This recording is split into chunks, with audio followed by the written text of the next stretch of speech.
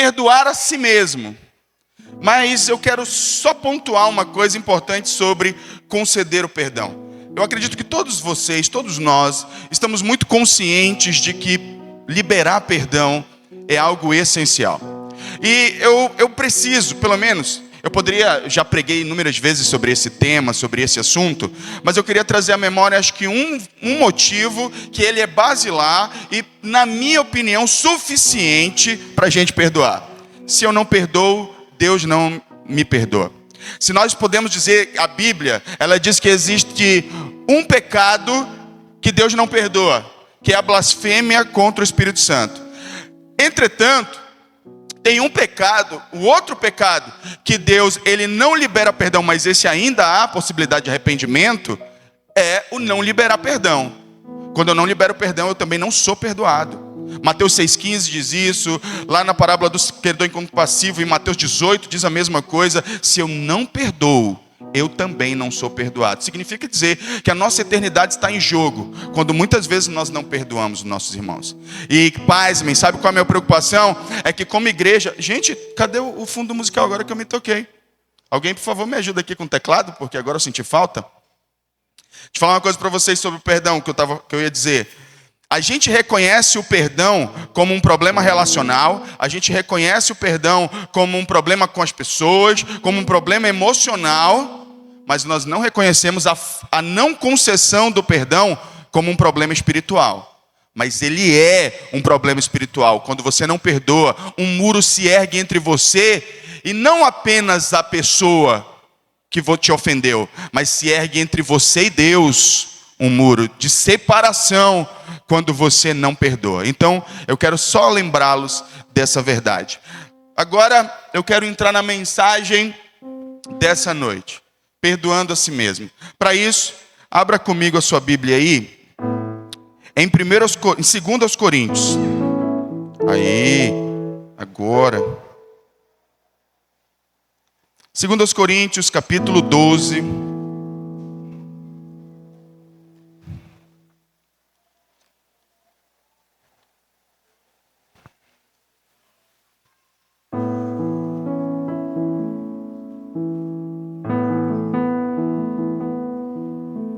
Nós vamos ler o verso 9 e o verso 10.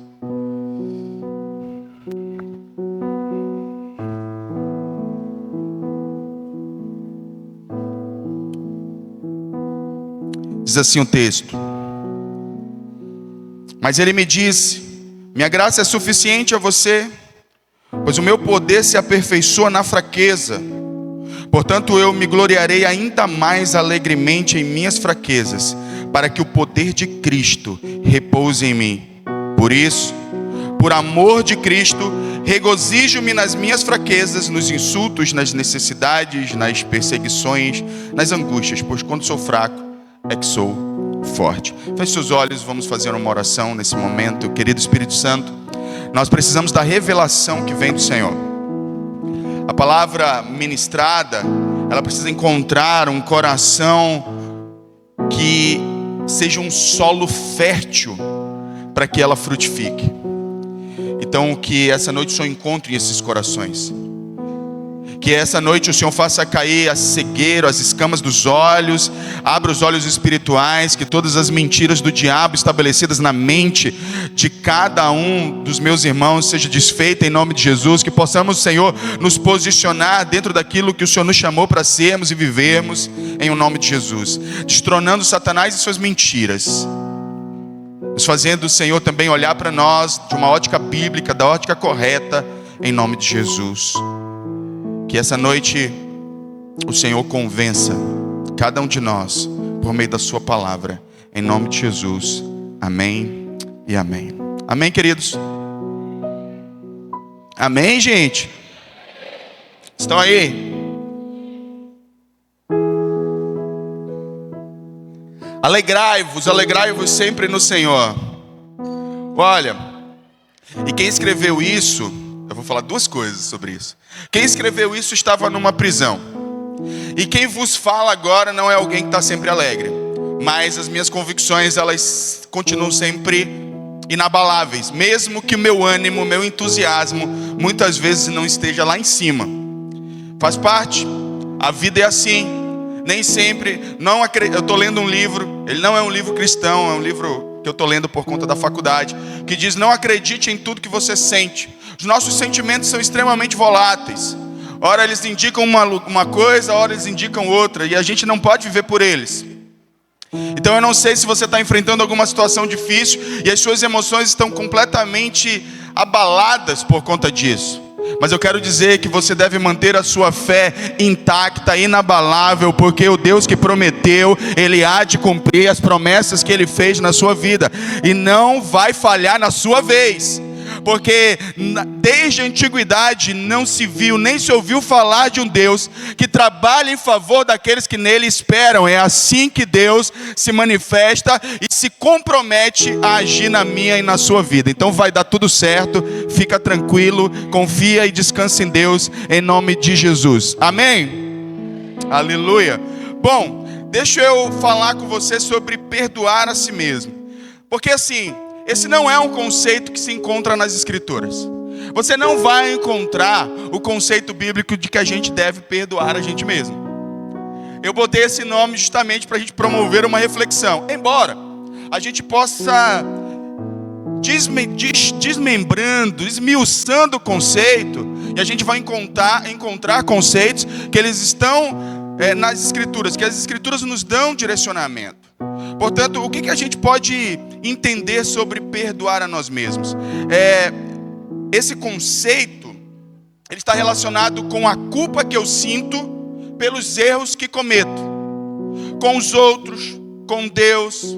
E embora eu peça perdão às pessoas e a Deus, eu continuo me sentindo culpado por ter agido da maneira que agi, falado que falei, pensado que pensei, tratado as pessoas do jeito que tratei. Eu continuo carregando essa culpa comigo. E isso tem afetado muita gente. Por isso, o conceito de perdoar a nós mesmos não está na Bíblia, mas a gente vai ver que a culpa é algo que nos paralisa, que nos mantém distante das promessas e da vontade de Deus. Portanto, nós precisamos nos perdoar. Essa é a grande verdade.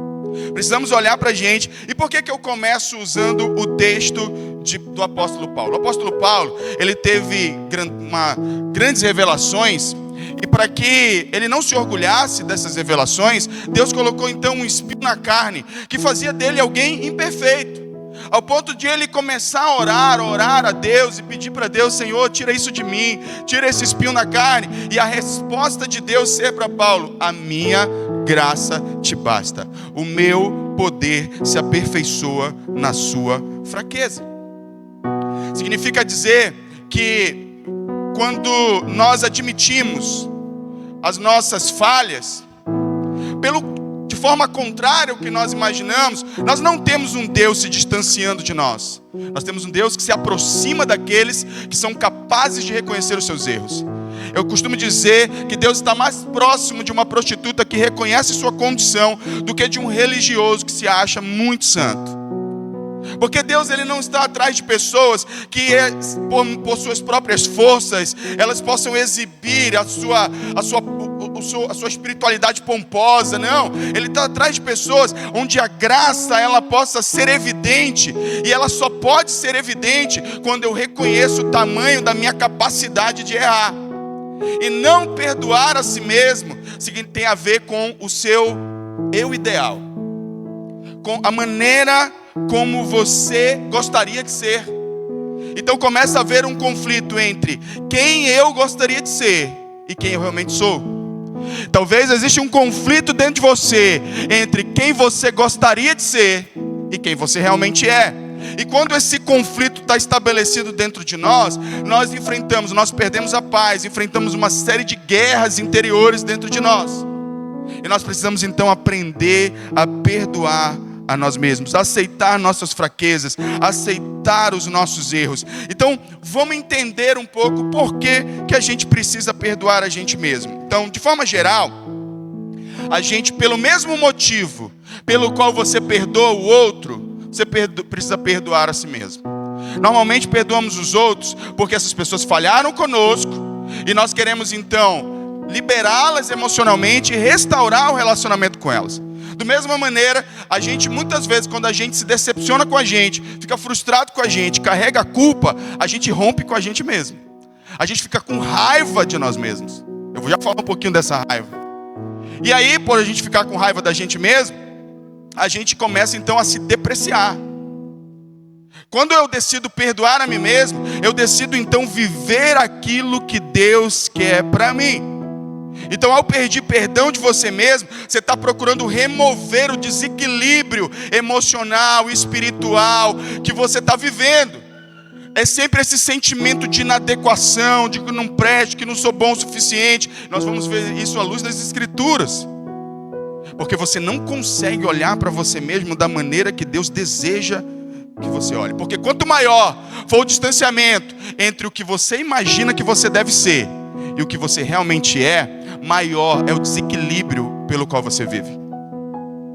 Então talvez você se imagina como uma pessoa mais mansa, e quando você se ira, isso destrói você, acaba com você. Você se vê como uma pessoa mais pura e deseja alcançar a pureza, mas essa semana você viu pornografia, e isso está acabando com você. Você deseja ser uma pessoa mais sábia, mas essa semana você foi tolo no trato com seu cônjuge, ou com seus filhos, ou com seus irmãos, ou amigos de trabalho. E todas as vezes que isso acontece com você, você se sente como? Você começa a se sentir frustrado e decepcionado consigo mesmo. Sente raiva de si mesmo. Rompe com você mesmo. Quando você rompe com você mesmo, você começa a olhar para si e começa a se ver inadequado em todas as coisas, inclusive inadequado para uma relação com Deus. Talvez você esteja vivendo isso. Você esteja sofrendo por causa disso. Você veio para o culto hoje, você está aqui, mas você está pensando assim: eu estou aqui porque eu tenho que cumprir com a minha obrigação. Mas assim, não há nada que eu possa pedir a Deus, porque Ele não vai me atender, porque eu não sou adequado o suficiente, eu não sou bom o suficiente. E isso vai começando a te machucar e a te manter distante de Deus. Quando você começa a anular a distância, e isso significa você aceitar as suas fraquezas, como o apóstolo Paulo fez. Ele afirmou em 2 Coríntios, capítulo 12, no verso 10, ele diz: por isso, por amor de Cristo, regozijo-me nas minhas fraquezas. E ele entende que ele se regozija, não porque ele deva se alegrar com aquilo que é fraco nele, mas porque ele entende que é por meio dessas fraquezas que a graça fica evidente. A graça só fica evidente quando existe fraqueza, porque se existe força, tem mérito. Onde não tem mérito é que a graça se manifesta. Onde há mérito, a graça não se manifesta.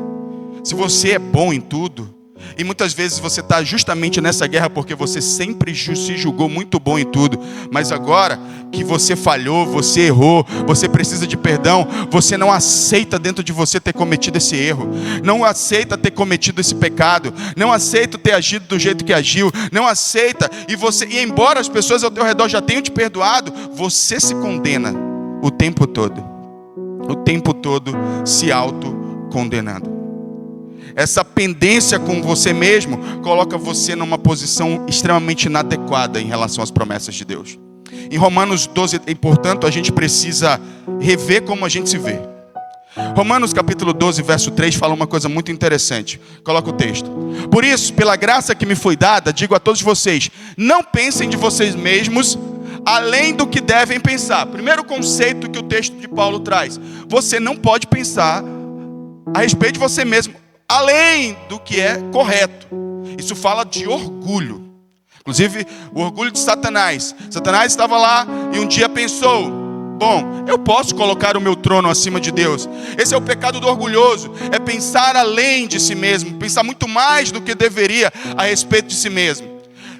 E aí ele continua: mas pensem moderadamente, segundo a medida da fé que Deus deu a cada um. Veja bem, existe uma medida da fé que se aplica a nós individualmente. Normalmente, quando nós lemos a palavra, nós temos fé para aplicar nas nossas relações, para olhar para o outro. A gente aceita isso legalmente, aceita no nosso coração. Preciso tratar o outro da maneira correta, preciso pedir perdão a ele, preciso liberar perdão para quem me feriu. Mas quando se trata de você mesmo, você não consegue viver a medida de fé.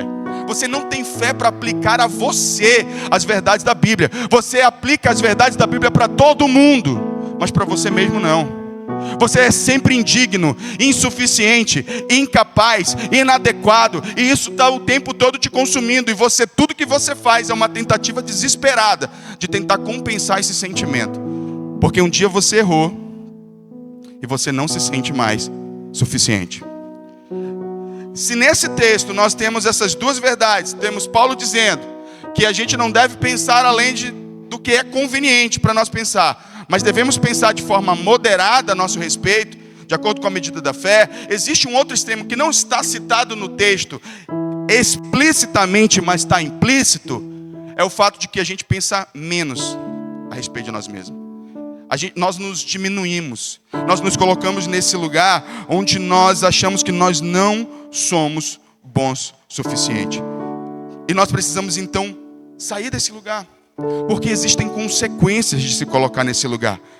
Nós, quando vemos Números capítulo 13, todas as vezes que por causa dos erros que você cometeu, das falhas que você cometeu, dos pecados que você cometeu, quer contra pessoas, quer contra Deus, quando é pecado é sempre contra ambos, você então não consegue mais olhar para você mesmo como alguém capaz de acessar as promessas de Deus. Números 13, quando Deus manda o povo de Israel tomar Canaã, a terra prometida, e viver todas as promessas, eles olham para si como gafanhotos. Diante dos nossos inimigos, nós somos como gafanhotos. Nós não iremos, nós não tomaremos a terra. Só Josué e Caleb diziam: parem com isso, se Deus é conosco, se Deus é o nosso Senhor, nós vamos tomar a terra. Mas eles diziam: não, nós não podemos, nós somos ruins demais, pequenos demais, fracos demais, porque você olha para você a partir do prisma do seu erro. Só que veja bem, nem a Bíblia faz isso. Se você se arrependeu, não. Se você já pediu perdão a Deus, não. Se você já pediu perdão às pessoas que você feriu, não. Mas você continua se olhando desse lugar. E isso é muito prejudicial para a sua vida com Deus. Quer ver um outro exemplo? Coloca aí Êxodo capítulo 4, no verso 14. O que está acontecendo ali? Deus chama Moisés, e para que Moisés seja o libertador do povo de Israel. E aí Deus diz para ele que ele tem que ir. E ele começa a dar desculpas. Diz: Deus, manda outro. Senhor, não manda o fulano, manda o Beltrano, porque ele é melhor que eu. Moisés está vivendo debaixo da culpa de ter matado um egípcio, e ele não se sente suficiente. Ele está vivendo debaixo da culpa disso. Além do que, começa a usar como argumento suas limitações físicas. Moisés era gago. E ele começa a dar desculpas. Então o Senhor se irou com Moisés e lhe disse: você não tem o seu irmão Arão, o levita? Eu sei que ele fala bem. Ele já está vindo ao seu encontro e se alegrará ao vê-lo. Você falará com ele, ele dirá o que ele deve dizer. Eu estarei com vocês quando falarem, e eu instruirei sobre o que fazer. Ele será o seu porta-voz diante do povo e falará com o seu representante. Você falará a ele, e como se fosse o próprio Deus. Leve na mão esta vara, porque com ela você fará os sinais milagrosos. No início do texto nós vemos Deus irritado com Moisés. Deus está irado com Moisés porque ele vivia debaixo de culpa, de desculpas, dizendo: não, eu não posso, eu não sou suficiente. Porque é o que, quando você não perdoa você mesmo, é o que acontece. Sabe o que você vai fazer quando você está vivendo debaixo de culpa? Você sempre vai transferir sua responsabilidade para alguém. A primeira coisa que acontece, uma das coisas, aliás, que acontece com pessoas que vivem debaixo de culpa e não perdoam a si mesmo, é transferir suas responsabilidades. Elas nunca conseguem fazer nada sozinhas. Elas nunca conseguem assumir responsabilidade e dizer: eu vou fazer, porque elas sempre se acham insuficientes. Então elas estão sempre dizendo: eu preciso de alguém. Você faz comigo? Você me ajuda? Se dizer para pessoas que vivem debaixo de culpa por conta de sua história, de seus erros, dizer para ela fazer alguma coisa sozinha, isso é amedrontador, assustador demais. Porque como ela se olha como alguém inadequado, ela sempre se olha da perspectiva do erro. Eu vou errar. Eu não sou bom o suficiente para fazer isso. E não que o outro oposto do pensamento seja o correto. Eu sou bom o suficiente para fazer isso. O pensamento intermediário é o pensamento correto. Eu não sou bom o suficiente, mas Deus é bom o suficiente em mim para fazer isso através de mim. Só que, como você não se perdoa, Como você não aprendeu a olhar para você e dizer assim, tudo bem, eu errei no passado. As minhas escolhas foram ruins. Tomei decisões erradas. Mas isso não significa que isso vai determinar o meu futuro.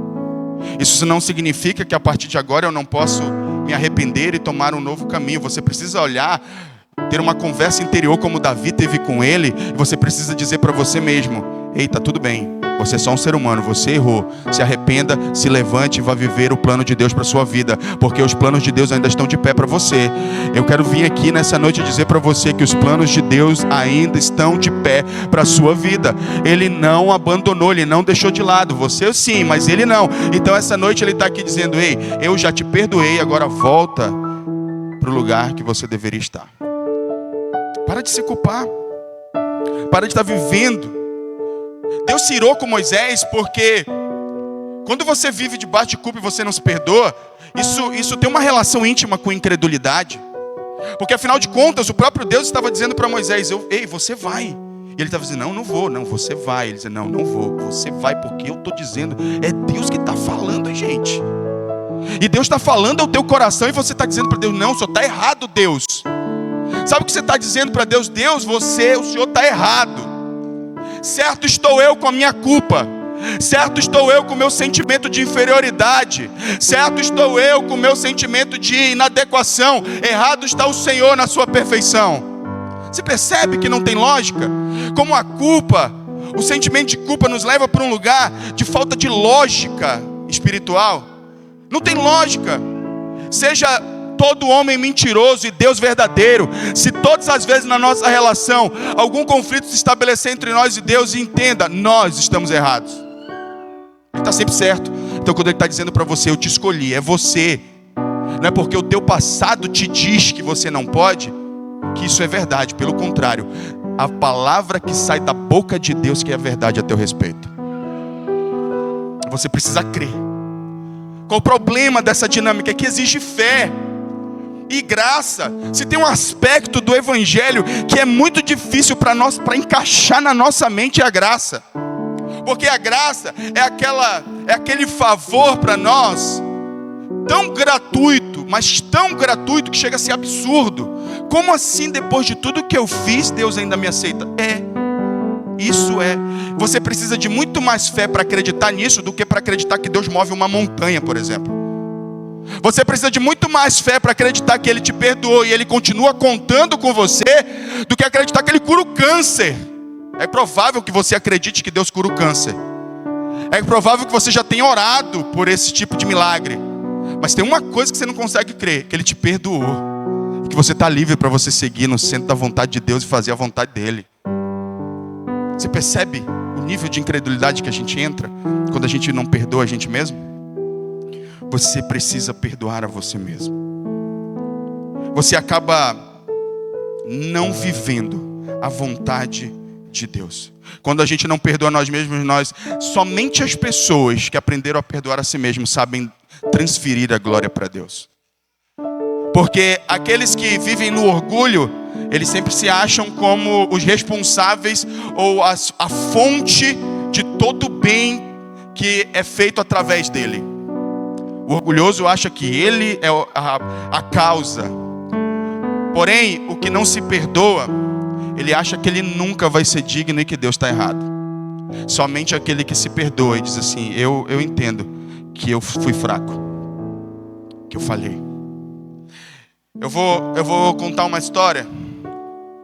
Só que eu não vou citar nomes porque essa pessoa está aqui, mas essa pessoa vai... Porque essa história me veio à mente.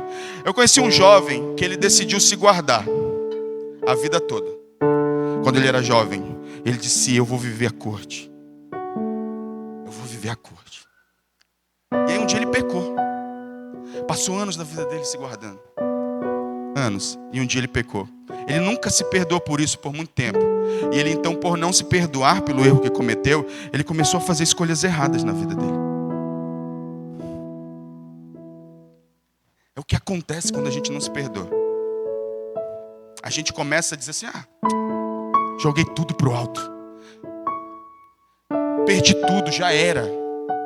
Lutei tanto para chegar nesse nível aqui, agora não dá mais.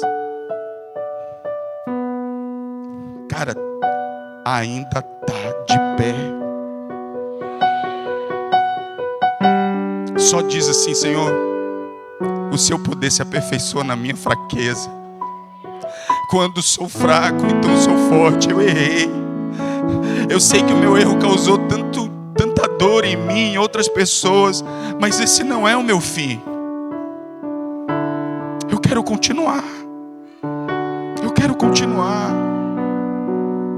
Eu quero fazer tua vontade. E é isso que Deus espera que nós façamos. Porque caso contrário, sabe o que vai acontecer?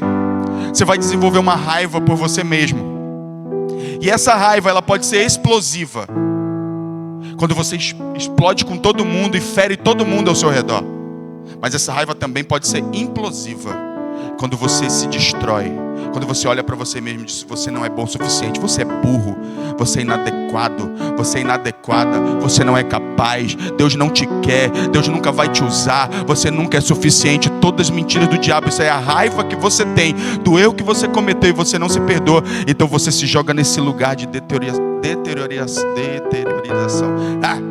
Alguma coisa. Você entende? Você entendeu? Deteriorização. Agora acertei. Então, perdoar a si mesmo restaura a paz com você, com Deus e com o seu propósito.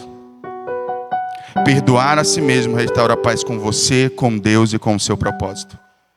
E aí eu quero mostrar à luz das Escrituras que há uma solução. Porque um dos nossos maiores equívocos nesse lugar é a gente tentar compensar os nossos erros. Nós tentarmos fazer alguma coisa para Deus para compensar os nossos erros.